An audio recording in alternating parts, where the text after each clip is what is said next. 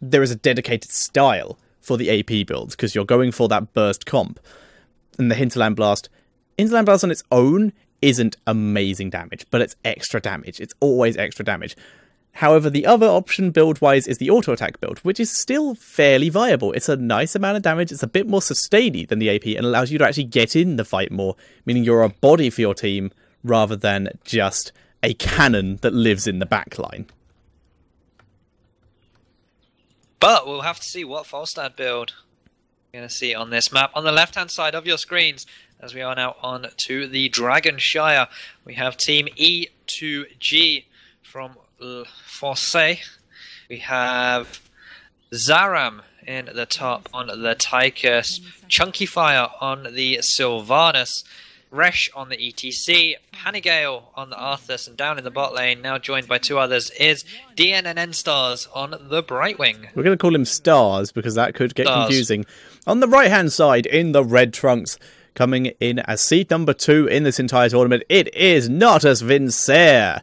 And on the Falstad, we have Eternal in the mid lane as a group of 3. On the Tyrael, it is Breeze. On the Malfurion, it is Splendor.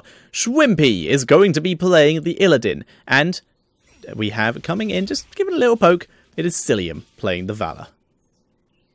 Yeah, we actually have a bit of a mix-up here. It's usually Eternal playing the Valor for Na'Vi, but this time he's on the Falstad and we have Cillium, and this is what we like to see. This is the standard. Ooh, there's the root. And yeah, Breeze coming in the for the counter-engage, those body blocks. The Arthas one did hit. Panigale will get taken down. There's the first blood, and the rotation game is strong with Na'Vi. This is the Dragonshire meta still. Breeze Push out is mid the lane, body rotate block bar. god. Like, I have to say that. He's so absolutely incredible when it comes to body blocking when he does gank. This is what I really like about him as a player. And also, it did just disappear, but what did you think of that scouting drone positioning? I really like it. Where was it? It was hang on, I can ping. It was no, I can't. I can't ping. It was just next to the wall on their side, above the bush, so not inside the tall grass. It was next to the wall in mid lane, so that it got vision of the bush, but without being in the bush for them to pick off. Interesting. Yeah, I like it. It's it doesn't get as much area vision, but it's a much safer position for it. It allows it to just get full duration.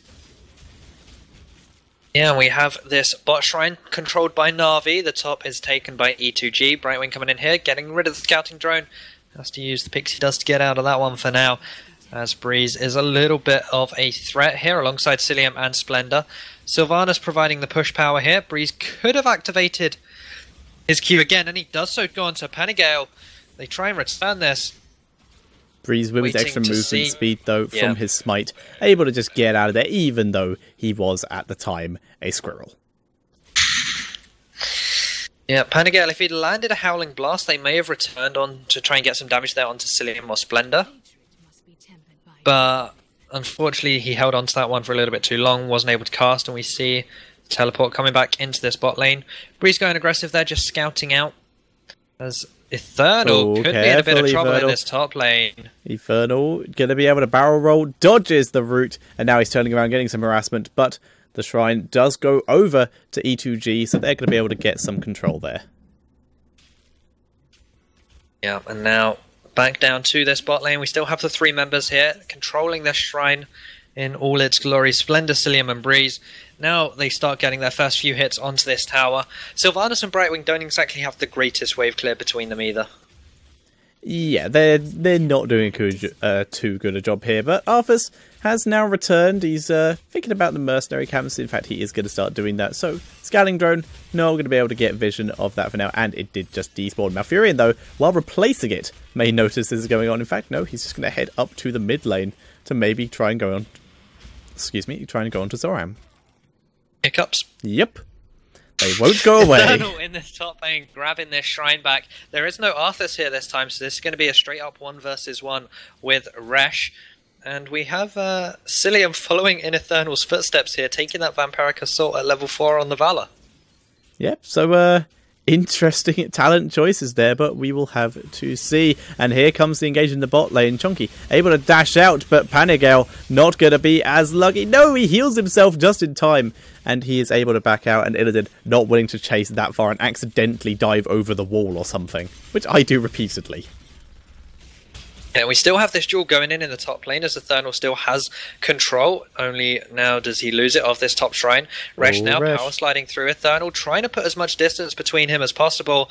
The hammer is going to go out on Resh. You could win this trade. He's trying to kite. Block has come up for Resh. Thernal finally going to be backing out here. The boomerang was nice but unable to use it to his advantage. And we can see that Thernal is in fact going for the full ability power build.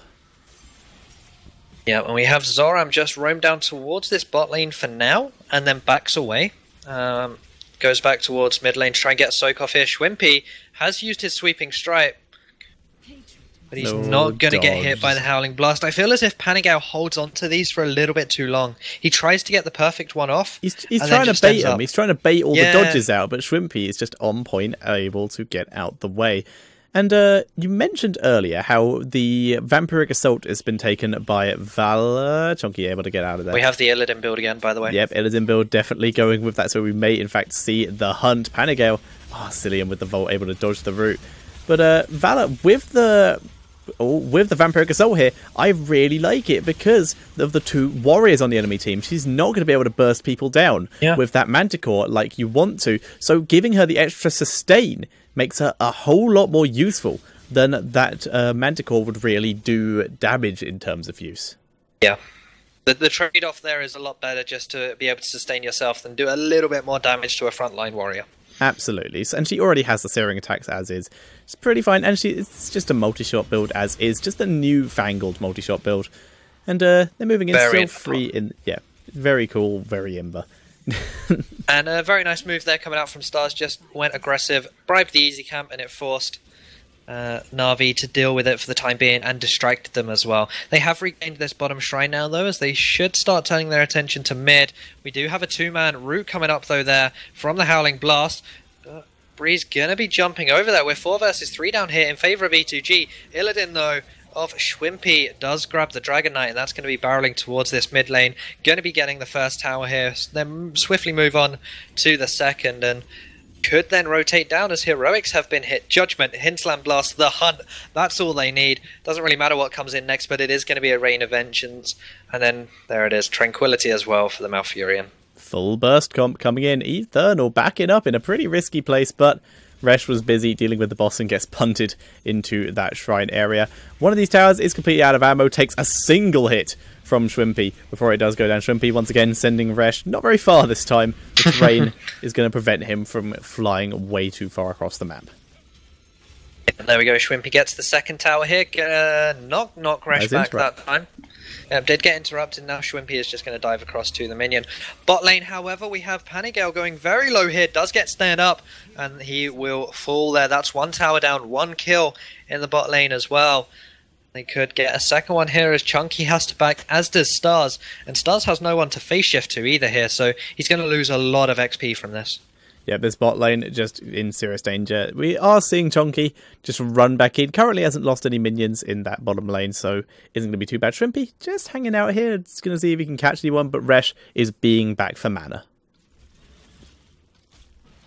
Yeah, and they're going aggressive here on towards the Siege Giant camp, but not only do they find a camp, they find a Tychus who is now very, very dead. Got snared up. The extra range coming in there for Malfurion from the Elun's Grace is so great at picking people off. Yeah, we did see the hunt actually used there by Illidan, but the target died before he actually did start dashing. And Breeze attempting to steal the camp here. In comes the stage dive and the Syndragosa. That's a nice engage. Power slide onto Cillian. Cillian is separated. Hinterland Blast. A lot of damage onto Resh. There's the Judgment onto Panigale. Panigale survives though, but ETC did not. He got burst out, and so does Brightwing. The camp was taken by Na'Vi. Cillian being dropped solo. There's a shield, and Zoram is able to take him down. In comes the hunt from over the wall onto Zoram. Zoram trying to flee out. He has the heals, but he goes down, and Panigale is so low. Schwimpy goes down to the towers and the forts, and that is a 2 for 3 in favour of Na'Vi, but some of those kills may not have been necessary. Yeah, that was this is one of the great things about Arthas on this map and ETC, is that when fights occur, they usually take place in the very confined spots over camps, as we see towards the hard camps and the easy camps. And that is a great place for A, a stage dive, and B, a Syndragosa. Yep, absolutely. And it was a great fight for them. Despite the fact they were behind in levels, they actually did really well with that fight. Like you said, with the stage dive Syndragosa. Really nice turnaround. And Taika's getting back just in time to pick up a nice little kill there at the end. So, not bad at all. Level 13 talents have been hit for Na'Vi. We're seeing the 6th sense, of course, out of Illidan, as seeing as there's quite a lot of damage. Imposing Will, good against the Tigers when he's in his Odin form. Life Seed on Malfurion, which is pretty cool to see without the Enduring Growth talent. Oh, we just saw a hunt go up towards top lane, by the way, onto Resh. Yep. Now Brightwing is going to join the fight. Tyrael's here as well. Breeze looking to get an engager. They are 2 versus 3 for now. 2 versus 4 make that. Eternal is going to go down here. A little bit of an overstep there coming out from Na'Vi. Yep, Na'Vi stepping a bit too far forward, going in for the kill, and instead managed to lose a fight and a player. Shrimpy now trying to defend. Arthas goes down in the bot lane though, trying to defend a bit, but unable to do anything. And it's going to be a little bit of a base race here to start things off, as they have the Sylvanas, which means they're going to push a lot stronger, although they don't have the luxury of already taking down a fort much like in this bot lane. Cillian and Splendor, they're going to get 1 tower here. Yeah, we are actually seeing quite E2G, they're just going to leave the minions to do their work. Yep, they are. And look to maybe kill Breeze or Shrimpy. Yeah, Breeze and Shrimpy pushing this mid lane. Thala and Malfurion pushing the bot lane. Resh coming in from behind, wants to try and get a power slide. Elduin's Might has been used, not using the teleport yet. Shrimpy taking a lot of damage here. This is exactly what this kind of comp's good for. Diving out the way of the Wailing Arrow. Cillian does take it though. Infernal has flown down to join his team in case they want to fight. They are very split up though, Cillian, once again. And there is the judgment. Hinterland Blast, and down goes Arthas. Zoram and Chonky separated. Chonky able to Haunting Wave away. He's being chased though. He's able to back out though. However, Zoram has very little protection left. Resh, nice face melt there to try and disable this. But Zoram doing some damage to everyone who's pretty much full health. We saw a load of Blood for Bloods come down. And Breeze able to take down Zoram. Stars will escape here, but he's now on his own to defend. Sylvanas was able to be back to safety and will join her. Yeah, but even so, 2 versus 4, not the greatest defense. They can push them away, but then Na'Vi will just turn their sights onto this top shrine and the Dragon Knight as we see Eternal flying up there now. Went into land. That's going to get taken there, and Breeze will be the guy to try and grab this Dragon Knight. Chunky Fire and Stars will try and do their best to interrupt this, but they could overstep the markers. There's the first interrupt. Panic Gale now coming in.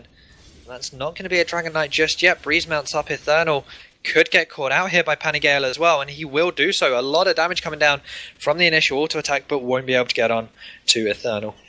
Yeah, Eternal able to back out. That barrel roll there, he has so efficient at dodging Breeze. Once again interrupted. There's the hunt though, already being used onto Zoran, but the turnaround is almost instant onto Shrimpy. Shrimpy gets burst down from the overkill, and the Haunting Wave lands on 2 members of Na'Vi. Splendor's being dropped low. He's in full retreat. He goes down. Breeze has been separated thanks to the Emerald Wind. Infernal has had to dash over the wall. Breeze will go down, and that is a fight for E2G. If they can get... Oh no! Hinterland Blast! Resh able to dodge it. Chonky gets chunked. Well, exactly, Chonky gets chunked down to a very low amount of health. Not being, though, instead going to head to top lane and try and grab a fountain. Zoram going for the top shrine. Arthas is grabbing the bottom one, and Brightwing is still in this mid lane. We see Falstad thinking about trying to fight here, but this could be the first Dragon Knight of the game for E2G, and they might be able to get some counter damage done with this. Yeah, this has thrown things right back in E2G's favour now, and they're going to get at least 1 tower here, probably 2 as well, and it's about whether they tunnel down onto this mid fort, or whether they decide to go for the bot towers as well, of which they're pretty low already. Illidan is down there. Right now they're up against 4 members in this mid lane. It looks like they're just going to try and grab this fort here. They do have Emerald Wind, they still have the Odin, and they still have Stage Dive as well, as they punt 1 player away, snare up a few of the others. This Dragon Knight getting very, very low. Stars, he's pretty safe should he get engaged upon. As soon as he pops out, he does have that Emerald Wind. Yeah, and this is what we talked about. That last fight is exactly what we talked about when we were talking about the Illidan comp to begin with. Illidan, yes, it's a great comp, great stuns, but they're relying on Malfurion. to keep Illidan alive. It's healing over time. And what we saw was the perfect example of why that sometimes can't work, because the enemy team will turn around and say, oh, there's an Illidan here, instantly stunlock, instantly vulnerable, and just burst him. And that's exactly what they did. They do have the Cold Embrace as well. So just huge amounts of vulnerables going down, Cold Embrace and the Criterize just annihilate Illidan. And Malfurion can't heal enough, whereas Rhaegar may have been able to Ancestral Healing. We may have seen the Divine Shield out of Uther, but it's not enough what they have. Yeah, we see Na'Vi win this game of chicken again. It's the game of we're going to push, so are we, who's going to base first? And this time it was actually E2G again who fell back. We saw a similar situation earlier on in the top lane there. And the Brightwing level 7 talent, yes, there's the idea that yes, they need that extra healing there. They have no main healer, but the cleanse would have been great against the Hunt and the Tyrael Judgment. Yeah, both would have been nice, and even the ETC dash, any kind of stun removal. Sorry, wrong team. Yeah, ETC would have been nice to cleanse, but Malfurion, does he come with cleanse? I don't think he does. No, Malfurion doesn't. It's only Uther and Brightwing that have cleanse. That's the one. Oh, and Lily, if you count that. Herbal cleanse at 16. Yeah. Yeah, okay. I actually really like that talent. That's one of the only you things can have a cleanse, but it's RNG. Vulnerable onto Shrimpy. Envenom was used as well. He's dashing out, and he does escape. Syndragosa coming in. Only catches the backline. Stage dive. Going to land on Splendor and Breeze. And they are giving chase, but they're a bit separated here. Splendor gets burst down. Rain of Vengeance has quite a few, but the Wailing Arrow catches Cillium. He gets taken down. Wow. And Na'Vi in full retreat again. This is suddenly going very badly for Na'Vi. E2G are hitting these engages here. Splendor started things off by getting a little bit caught out.